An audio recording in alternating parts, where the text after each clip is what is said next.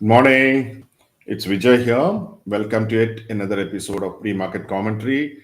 Today is the last day of the month, 30th June, Monday. Please note, I'm not a SEBI registered advisor. Whatever I tell you here is purely my original thoughts. So last week was a very good week, and probably after a very long, bulls can look forward to a bullish week. So on Friday, the market ended a range bound session, I would say, about 25. Nifty ended about 25,600. Nifty Bank hit a record high. ICICI Bank, IndusInd Bank, and SBI contributed the most to Nifty's bank gains. Sensex rose about 303 points. Nifty Bank was about 237 points, and PSU banks were the leaders, especially now that the FM has talked about aggressive lending by. She's counseled aggressive lending to PSU banks. So I think they will now be in focus. So what are we looking at today? Gift Nifty is showing flat to positive start. US futures were high after the cash market hit new record highs. You had Nasdaq hitting a record high. You had S&P hitting a record high.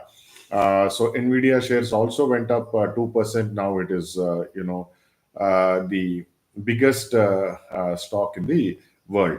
US 10-year yield inched higher, but nothing really to worry there. About the week, how did the markets end here? Second straight gain. Frontline indices went up by 2%. Nifty Bank, as I mentioned, hit record high.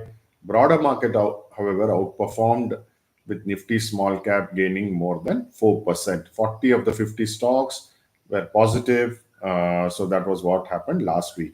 On the final day of the week, last week, we had FIs come back to buy about close to 1,400 crores. DIs sold a meager 600 crores, so about 800 crores was the net positive influx from the institutions. So where are we from the all-time highs? While Bank Nifty has hit an all-time high, Nifty is about just 2.5% from its all-time high, which we saw in September 2024. Mid cap is about 2.6%. Small cap, some distance, 3.94%. And Dow Jones is about 3%. So this is in relation. So current account data came, and on a quarter to quarter, we have a current account surplus much bigger than what CNBC poll was expecting. CNBC poll was expecting about 5 to 10%. We have had a current account surplus of $13.5 billion. Of course, for the entire year, we're still in small deficit, but I think sooner or later, we are now getting into current account surplus. So what is happening on the trade deal? Indian negotiators extended US stay as trade talks gather pace. Trump talks about something in the offing very soon. July 9th is the deadline. I think we'll be one of those countries which will be meeting deadline. Then lots of IPOs this week, but nothing significant. The only two IPOs which are large, relatively large actually, is 860 crore IPO, which is Crizac Limited, and the other one is the Indo Gulf Crop Sciences, which is about 200 crores. Otherwise, all the IPOs are very, very small this week. The bigger ones are coming little later. Gujarat gas is likely to be in focus because Saudi Aramco cuts propane and butane prices by $1.25. Looks like it's going to be negative for Gujarat gas. So, what are the stocks to watch? On the positive side, we have had Torrent Pharma. They are acquiring a controlling stake in JB Chemicals and Pharma from KKR.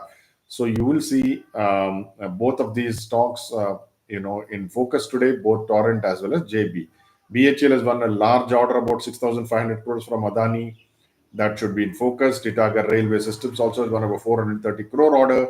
So that should be also the positive side. On the negative side, Granules continue to have problems with the US FDA. So that, I think, Granules is such a good company at one time, but something has gone terribly wrong. Karnataka Bank, I think, will get hammered. Incidentally, we hold Karnataka Bank. We bought it because of CEO Sri Krishna Sharma had joined it from HDFC, but I think now he's been ousted, and his ED also, Shekhar Rao, also has been ousted from the board.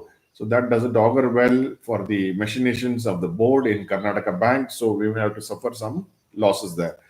The other stocks to watch, Aurobindo Pharma should do well because there is a production of penicillin G starting. Hindustan Copper should do well because they're signing a MOU with IOC.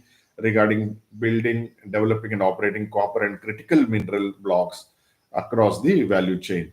We hold Hindustan Copper and we're very, very bullish on Hindustan Copper. Then there is some news item which says that the government, which I talked about, the 20 to 28 degrees centigrade AC temperature standardization is not on the table now, so they postponed it indefinitely. So there may be some sentiment rub off on Voltas and Symphony. So all in all, day and a week maybe where where bulls will look forward to. So we are anyway going to be bullish. We buy on decline, and today's Monday is a free day where people get to see what trades I do. So whatever, I hope it is successful.